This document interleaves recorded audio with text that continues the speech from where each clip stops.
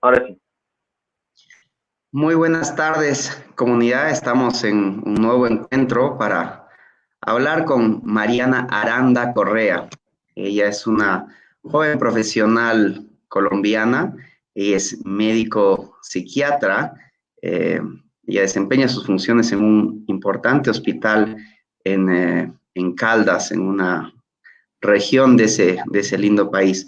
Mariana, bienvenida, muchísimo gusto y gracias por atender nuestro llamado. Muchas gracias a ustedes por la invitación. Mariana, bueno, estamos todos sumidos en la misma crisis. La región anda golpeada en el aspecto sanitario, en el aspecto anímico, pero uno de los sectores más vulnerables, consideramos, son los profesionales y trabajadores que andan expuestos directamente a la enfermedad. Y obviamente los pacientes y infectados que albergan el virus, más allá de que sean solamente portadores sanos o hayan desarrollado la enfermedad y estén en una fase más avanzada. ¿Cuál es tu opinión respecto a cuál es el trabajo que se debería hacer para fortalecer la salud mental de todas estas personas que están sufriendo momentos difíciles? Digamos que específicamente creo que se puede repartir en dos, ¿cierto? Nosotros tenemos un trabajo importante en el hospital con los colaboradores del hospital, eh, con todos los colaboradores, es decir, con los médicos generales, los especialistas, los auxiliares de enfermería, las enfermeras, el personal de vigilancia, los camilleros, el personal técnico, administrativo, el personal de aseo, todas las personas que trabajan en las clínicas y hospitales deberían tener una intervención psicosocial. Todas las personas deberían saber que hay unas personas que los apoyan, que los escuchan, que las emociones en este momento son muy difíciles de controlar y muy difíciles de manejar. Sobre todo porque todos estamos como seres humanos asustados, tenemos miedo. Y el temor es algo que es común en todos los seres humanos y que de alguna manera es importante saber manejar, sobre todo en estas situaciones. Particularmente en Colombia no hemos llegado todavía al pico, estamos empezando apenas. eh, con todas las medidas de contención se ha demorado un poco, se ha retrasado, pero, pero en este momento la sensación es de una calma muy tensa, es de esperar a que pase algo realmente muy grave, a que empiece a pasar algo realmente muy grave.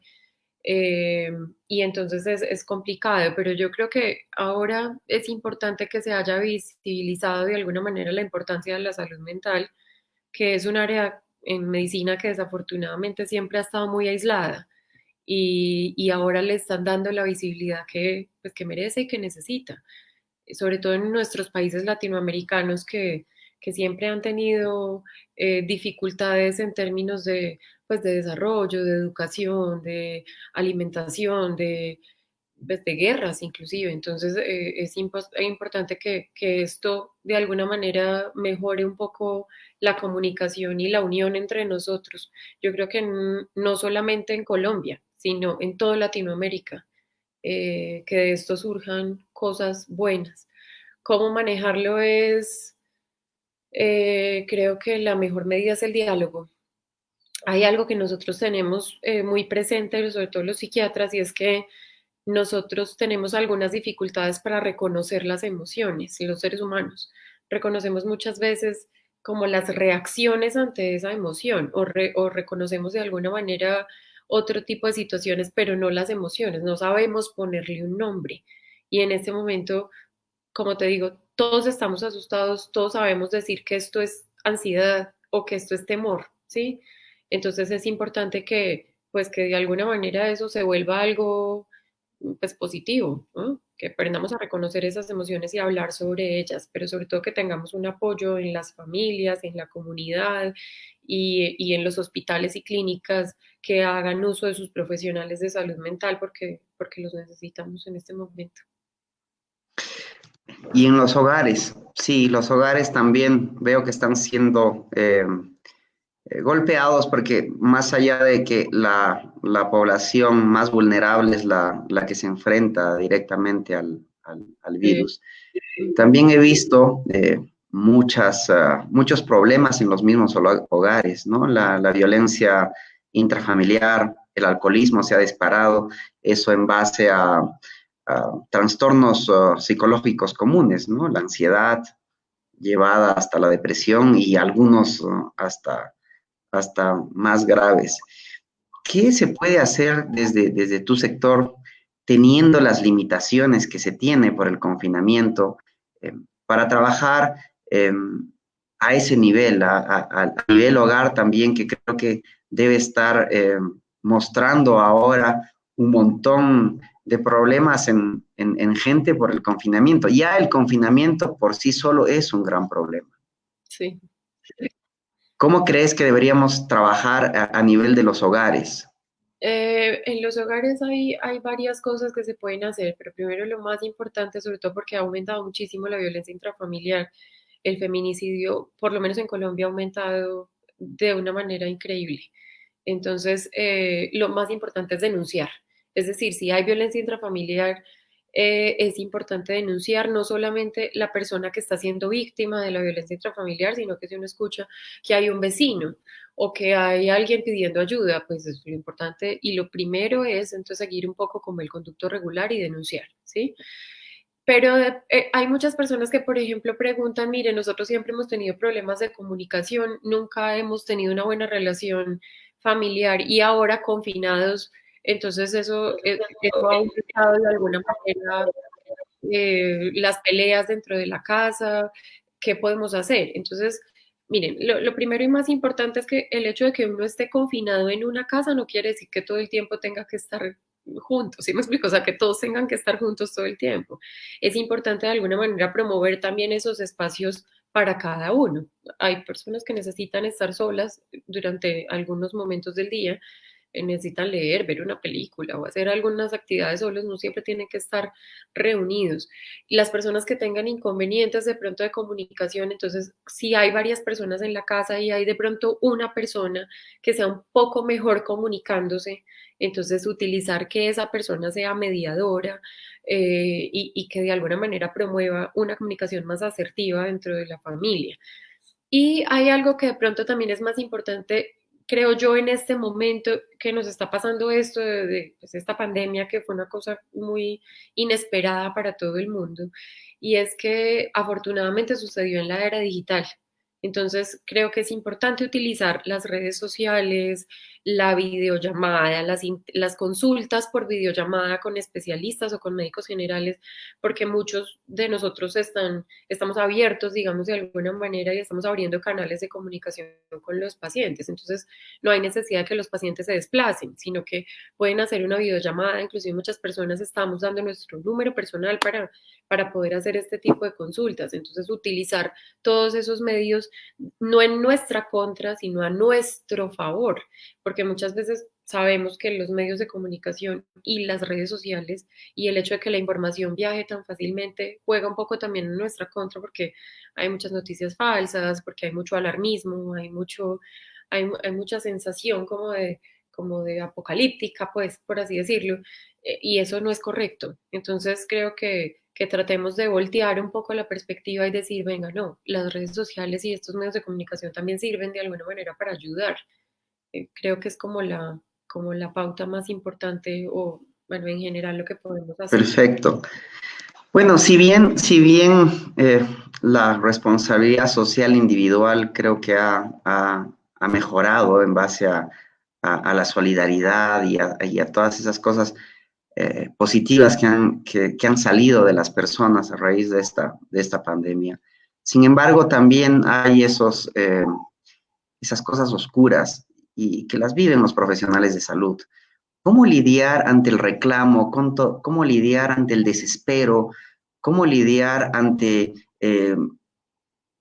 es tu culpa? Yo estoy seguro, y bueno, lo he visto y en videos de redes sociales y demás, que los profesionales como la policía, por ejemplo, ahora veía un dato en los medios bolivianos, eh, que ya los profesionales de primera línea, es decir, los que están enfrentándose directamente con con el virus, con la enfermedad, están siendo infectados.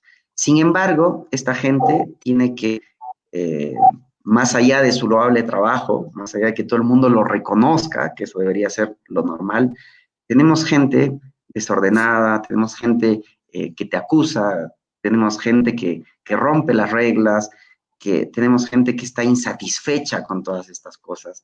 ¿Cuánto puede afectar esto en la psiquis del trabajador, del profesional que está arriesgando su vida básicamente por la sociedad y poder tomar un respiro y salir adelante? O sea, parece muy simple, yo simplemente digo eso como ciudadano, pero pienso que quizá hay una manera profesional más con pasos que te puedan ayudar a decir, bueno, vamos, sigamos, ¿no? Que esto solo es pasajero.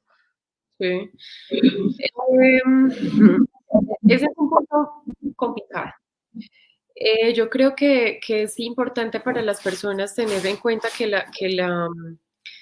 la culpa, sobre todo en el personal de salud, es muy difícil de manejar. Nosotros siempre hemos trabajado con un poco de culpa. Eh, la culpa es necesaria para muchas cosas, pero cuando se vuelve excesiva y muy difícil de manejar, digamos que se puede convertir en psicopatología, es decir, eso nos puede afectar la mente de manera muy severa y permanente.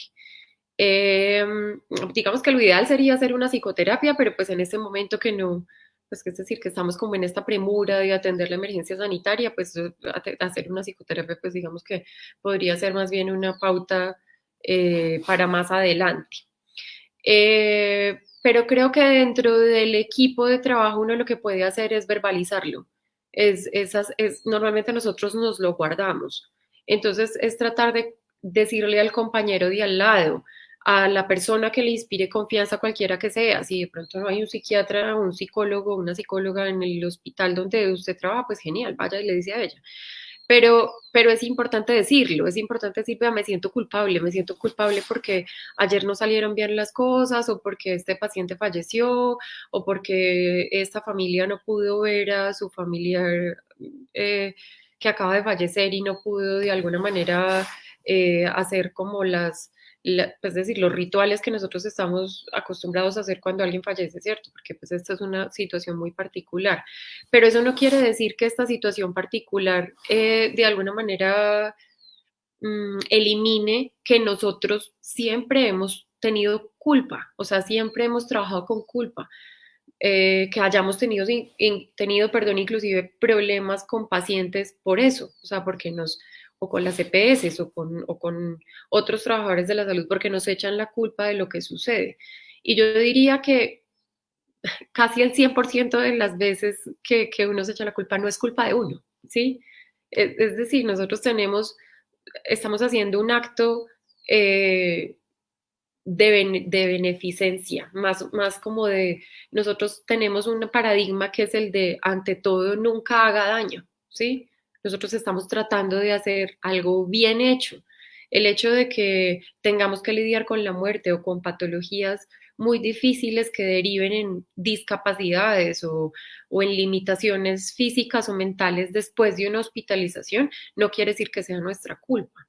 Eh, y eso es algo un poco difícil de manejar, pero creo que en este momento lo más importante es verbalizarlo, hablar con otra persona que pueda decirle, mire, no es culpa suya, ¿cierto? Inclusive hay unos grupos de psicoterapia en el trabajo que hablan que se llaman los grupos Valint, que son unos grupos en donde todos los trabajadores de la salud se sientan, hablan de algún caso en particular que les haya afectado emocionalmente o que tengan en la cabeza desde hace mucho tiempo o desde hace poco tiempo, y todos hablan acerca de ese caso y normalmente eso libera mucha culpa y es terapéutico solo por el hecho de verbalizarlo y de que los compañeros le digan, vea, pues, esto no es culpa suya, pasó esto otro, hubo un intermediario, el paciente tampoco se cuidó. Creo que es importante que nosotros pensemos que no, que no podemos tener la culpa de todo, no podemos. y en este momento es fundamental que esa culpa se sepa manejar. Por eso te digo que la salud mental se está visibilizando ahora y pues eso es algo bueno dentro de toda de todo el drama y la sensación de incertidumbre que tenemos todos. Bueno, básicamente, y me alegro que ya hayan herramientas individuales y colectivas para superar estos pequeños traumas que seguramente están en los trabajadores y en los profesionales en primera línea a la hora de enfrentar la enfermedad. Pero hay una política a nivel gobierno, a nivel Estado, porque creo que preservar la salud mental, no solamente de los trabajadores, sino también de la población en general. Ya vamos a ir escalando y metiéndonos un poco más allá a todo lo que es trabajadores primera línea, gente, familia, niños, población mundial, porque la verdad que todo esto tiene una directa articulación desde políticas públicas hasta el impacto en la economía.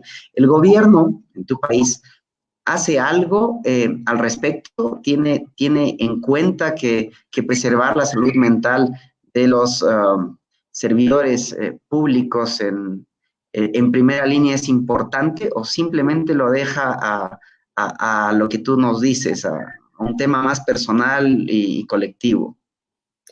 La respuesta es no, no hacen algo en particular para que nosotros tengamos un poco de salud mental, ni ahora ni antes. Es algo que se ha hecho, creo yo, desde los grupos de psicología, psiquiatría, desde las escuelas de medicina, son como más iniciativas propias que otra cosa. De hecho, como te mencionaba, los grupos Balin, que te digo, son grupos que son, es decir, que tienen una historia además muy bonita. Y Bogotá, que es la capital colombiana y que tiene, digamos que la red hospitalaria más importante de Colombia, creo que tal vez hay 2 o 3 hospitales que hacen grupos Valiant, no más, en una ciudad que tiene 8 millones de habitantes. Entonces, creo que algo más de iniciativa propia. Eh, y por eso tal vez esta es una oportunidad para que esto se generalice un poco y no se vuelva un tema del momento y cuando esto todo pase a todos se les olvide que la salud mental es importante. Y te lo digo porque para los trabajadores de la salud mental es tan fundamental que, que los médicos, la medicina es la profesión que más riesgo de suicidio tiene en el mundo. Entonces es algo que no podemos pasar por alto, no, no, eso no puede seguir sucediendo. Y sobre todo en este tipo de situaciones y contingencias, hoy, por ejemplo, se dio la noticia de que ya falleció el primer médico en Colombia, pues por el ejercicio, digamos, de su profesión durante esta pandemia y era un hombre muy joven, era un hombre de 33 años.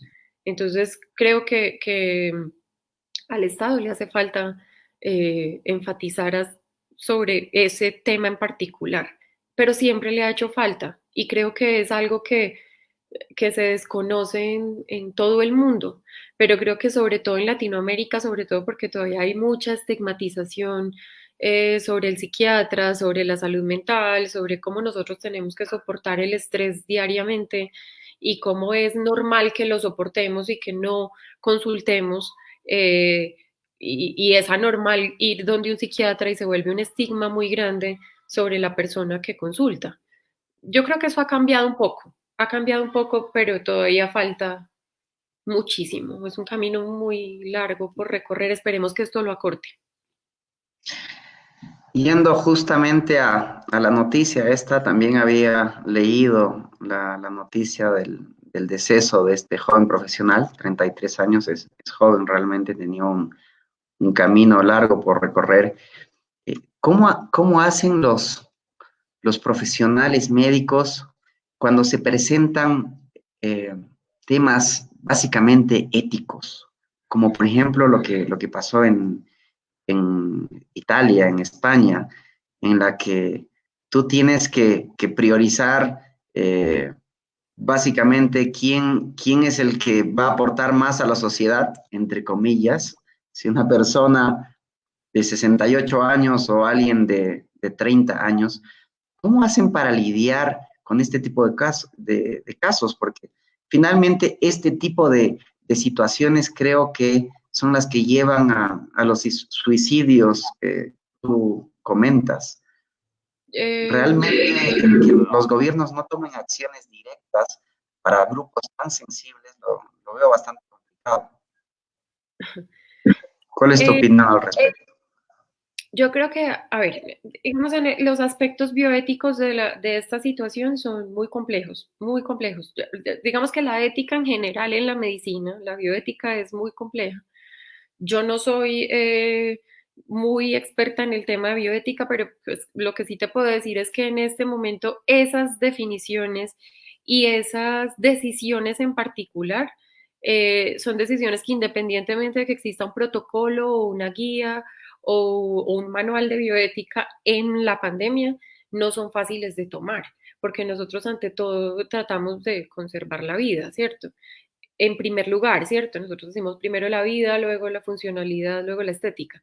Entonces es importante para nosotros valorar la funcionalidad de cada ser humano que está allí en un estado crítico, independientemente de su edad, porque hay personas de 60 años que son muy funcionales y podríamos inclusive compararlas con la funcionalidad de una persona de 30 años o de 20 años. Entonces, es muy complejo porque esto a veces se da como en términos de productividad y la productividad no es algo que nosotros podamos medir fácilmente en una unidad de cuidado intensivo o en un servicio de urgencias. Y que creo además que no, yo sé que se tiene en cuenta en los aspectos bioéticos de todas estas decisiones, pero creo que no debería ser un punto a evaluar, porque no, porque estamos hablando nuevamente de economía y de dinero y de productividad. Y en este momento eh, creo que eso pasa a un segundo plano. Sin embargo, se ha dado la situación de que se ha tenido que elegir entre pacientes jóvenes y mayores, ¿no? De la tercera edad, Sí, básicamente. Mariana, por otro lado, recién estuve viendo disculpe, yo estoy resfriado, es tranquilo. es necesario Un resfriado. que me den un pequeño espacio. Les juro que voy a seguir con el protocolo después de esto. Sí.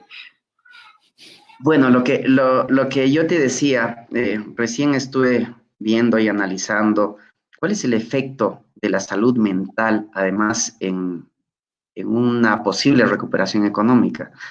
Eh, Sí. Hay un artículo súper interesante que leí respecto a cuán importante es el que la gente supere la paranoia para que la curva de la recuperación económica no sea en V, o sea, no sea así, o sea, más bien que sea así, perdón, ¿no? En V, que caigamos a donde caigamos y salgamos Vamos a recuperados y no sea más bien en una L, ¿no? Que caemos y tenemos una recuperación lenta sobre el final. Pero lo que tenemos que trabajar en realidad para que la reactivación económica se genere, que no sea larga y penosa, es precisamente en la psiquis, ¿no? Sí. Porque las personas con paranoia tardan un tiempo muy largo en generar confianza y eso implicaría que la recuperación económica podría estar llevada a muchos años, ¿no? O sea, que no sea caímos y en 6 meses estamos arriba, que eso sería ideal. Pero lo que nos va a dejar la pandemia es una nueva pandemia, pero la pandemia de los trastornos sociales y mentales. Entonces, ¿cómo trabajar a ese nivel? ¿A quiénes hay que involucrar? ¿Cómo ves tú este trabajo a futuro? Porque realmente estamos hablando de algo muy importante, ¿no? El mundo depende del trabajo post pandemia. Lo veo muy difícil. Lo veo muy difícil. Yo creo que esta es una situación para la que Hollywood nos había preparado y no. Creo que mucha gente, porque las películas eran muy alarmantes, pero uno nunca se imaginó que uno tuviera que vivir una situación así. La paranoia es algo que lo que nosotros llamamos, los psiquiatras lo llamamos la posición esquizoparanoide. En la posición esquizoparanoide uno trabaja un poco desde la desconfianza, ¿sí? Hacia todo. Entonces es algo que todos tenemos y que de alguna manera es un mecanismo de defensa medio primitivo, pero que en este momento funciona, digamos que adecuadamente. Eh, Hacia todo, es decir, si nosotros vamos a pedir un domicilio, si vamos a mercar, si vamos a, en ese momento inclusive nosotros no estamos comprando cosas innecesarias, ese punto de la economía ha sufrido mucho porque solo estamos comprando lo básico, lo que realmente necesitamos. Entonces yo lo veo muy difícil, el trabajo es complicado, pero yo te puedo asegurar algo y es que creo que la publicidad se va a ingeniar la manera de volver a vender lo que tiene que vender, porque la publicidad de alguna manera también trabaja pues la psicología de masas y la psicología de consumo. Entonces es algo que va a volver a suceder. Los seres humanos tenemos una particularidad y es que así como nos alarmamos y cambiamos nuestros hábitos tratando de adaptarnos a una nueva realidad, así mismo volvemos a recuperar de alguna manera la confianza. Yo creo que va a tomar tiempo. No te puedo asegurar exactamente cuánto tiempo porque es muy difícil, pues es decir, uno tiene que tener como una bola de cristal para saber qué va a pasar.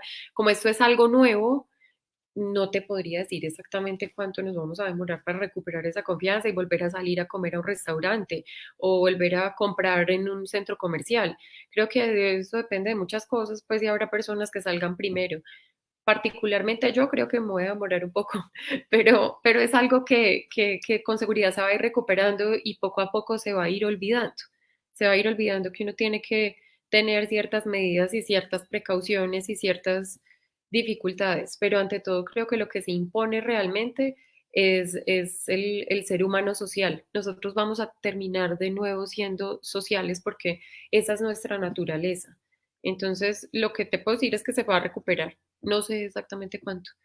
Eh, Pero definitivamente creo que sí tiene que haber un trabajo serio de parte ya de los estados, porque creo que acaban a quedar deudas pendientes, deudas que saldar y todas esas cosas pendientes con el haber perdido un ser querido, el haber perdido tu trabajo, el visibilizar problemas en tu hogar y todo, que son parte de las cosas que nos están sacando en cara también, esas cosas feas que están saliendo de la pandemia más allá de la crisis sanitaria como tal. Y creo que ahí es donde hay que alertar de forma temprana para saber que profesionales, publicistas, me encanta esa observación. La verdad que no le había dado importancia al peso de la publicidad en la recuperación de la pandemia. Señores de la empresa privada y de las marcas, tomen en cuenta lo que acaban de escuchar. Mariana, mira, me voy a despedir. Estoy seguro que tenemos mucho para hablar. Me encantó el tema, pero creo que me voy a ir a hacer una prueba del COVID-19. Estoy con un resfrío que no me da más, así que, ¿Hay pero te alguien? invito Tal vez una pregunta, no sé, sí, claro que sí. que me salió, Ah, sí. sí, sí, sí, claro, mira, vamos, si nos das me das un minuto a mí, por favor, señores de la plataforma Coraje, es un resfrío común, es de cuarentena.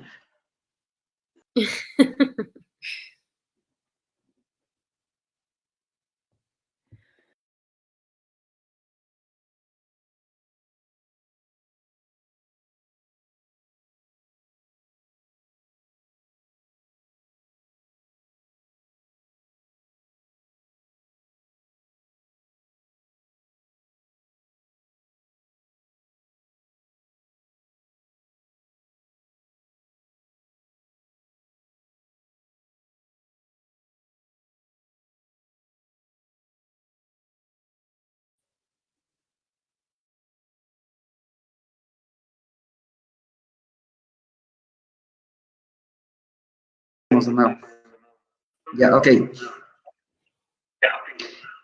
ok. Bueno, volvimos. creo que el equipo de producción pensó en este caso en la última escala de lo que usted se aplica en medicina, la estética, así que un aplauso por eso. Bueno, Mariana, entonces, mi pregunta, bueno, hay una pregunta en realidad de la gente que está viendo atentamente las redes sociales, y esta pregunta dice, ¿es más difícil de superar el duelo cuando no se puede y no se puede ni dar un adiós a tus seres queridos? ¿Es Eh, más difícil de superar el duelo cuando no se puede ni dar adiós a tus seres queridos? la Esa es respuesta la pregunta. sí, es mucho más difícil. Em, digamos que las etapas del duelo son 5 etapas, hay varias anotaciones acerca de eso y es que nosotros para los duelos tenemos que hacer ciertas recomendaciones y la primera es hacer, pues ojalá que pudieran ver al ser querido que falleció, pero si no es así, hay muchas personas que deciden no hacerlo y pues con o sin pandemia, ¿cierto? Pero sí hacer un ritual de despedida. Los rituales de despedida son fundamentales en el proceso de duelo, porque digamos que cierran una situación y dan inicio a otra, ¿sí? Eso simbólicamente es muy importante en la mente, es muy importante y nosotros lo recomendamos en absolutamente todas las situaciones de duelo. Por ejemplo, cuando ocurren embarazos, bueno, pues abortos o todas estas cosas a las mujeres que pierden sus bebés, nosotros les recomendamos que vean al feto porque es importante hacer algo como un ritual de despedida. Yo sé pues que de pronto esto es un ejemplo pues como que no aplica, pero pues digamos que sí, nosotros no tenemos en ese momento cómo saber cuáles van a ser las repercusiones mentales de no despedirse de la familia o de no tener comunicación con la familia o con el familiar gravemente enfermo y mucho menos que fallece, ¿cierto? Pero creo que las repercusiones no van a ser muy buenas. Yo creo que eso va a dar lugar a duelos patológicos y a duelos muy difíciles de manejar. Bueno, vamos a la segunda pregunta. Víctor Arias Reyes eh, nos plantea, ¿cómo podemos orientar para que las personas puedan ser disciplinadas en acatar la cuarentena y puedan adaptarse rápidamente a esta realidad? A ver, hay unas barreras culturales importantes. Yo creo que es más fácil para algunas personas aceptar no salir de la casa que para otras de pronto que tienen o la costumbre de salir de casa o que piensan que de pronto esto no está tan grave como parece o que no les va a pasar nada. Yo creo que la manera más fácil de orientarlo es decir, vea, a usted puede que no le pase nada, pero a su familia sí. Es decir, si usted de pronto es asintomático y se lo pega a algún familiar o se lo contagia a algún familiar, es probable que algún familiar suyo pueda terminar gravemente enfermo o inclusive fallezca por esa transmisión que usted le está dando. Yo sé que yo estoy hablando nuevamente de la culpa, pero muchas veces inocular esa culpa puede funcionar a favor de y no en contra de, ¿sí? Entonces, sí, claro, pues es de alguna manera concientizar de que esto no se trata de que es un poco como, por ejemplo, lo que pasa con los recién nacidos, que pues, si a usted le da una tosferina, probablemente no pase de unos síntomas leves o moderados, pero si usted visita a un recién nacido y usted tiene tosferina y no se ha vacunado y tiene síntomas, digamos, de tosferina, pues el recién nacido se puede morir. Entonces es algo que creo que puede funcionar en ese aspecto, es algo un poco como de pronto desagradable de hacer, pero pues hay que hacerlo. Es decir, ninguna medida es extrema y creo que entre más obsesivos seamos con las recomendaciones de higiene y de aislamiento físico, mejor nos va a ir. Bueno, queda también el cómo tratar a las personas, hemos hablado de los profesionales médicos, hemos hablado de la sociedad, y creo que estoy dejando de lado algo que es tremendamente importante, de las personas que han y están atravesando la enfermedad. ¿Cuál crees que va a ser el impacto psicológico, emocional en todas estas personas? Depende ¿Qué hay que de, hacer? depende de la gravedad de los síntomas, que no es algo que yo te pueda generalizar porque todos tenemos unos mecanismos de adaptación muy distintos. Entonces yo he visto un par de pacientes sospechosos y un par de pacientes confirmados. Eh, y todos lo manejan de una manera diferente. Inclusive los dos que estaban confirmados ya salieron del hospital afortunadamente y eran personas mayores de 70 años ambos. Lo tomaron muy bien. O sea, emocionalmente, obviamente, pues funciona un poco que el personal de la salud esté atento, hable, uno no tiene ni siquiera que hacer contacto directo, pues físico con ellos, pero hablar con ellos. Y hay otra cosa súper importante y es que faciliten de alguna manera también la comunicación, pues por ejemplo, por videollamada con la familia y estas cosas, aunque es algo que uno tiene que dejar a decisión del paciente porque muchas veces tampoco quieren. Entonces es algo que toca individualizar. Yo no te sabría decir o generalizar algo. Digamos que yo hice un pequeño protocolo para el hospital y obviamente está el hecho de que hay que facilitar la comunicación con el personal de salud y con la familia. Pero muchos de los pacientes dicen, yo prefiero hablar solo con un miembro de mi familia o la comunicación con mi familiar de pronto me está estresando un poco más. Entonces yo necesito que sea con, bueno, no sé, con un familiar en particular que de pronto es más tranquilo.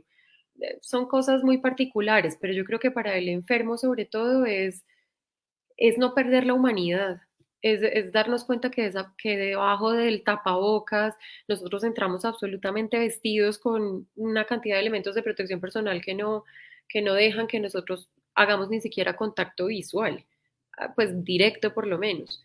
Entonces sí se pierde un poco ese contacto social o digamos adecuado, ¿sí?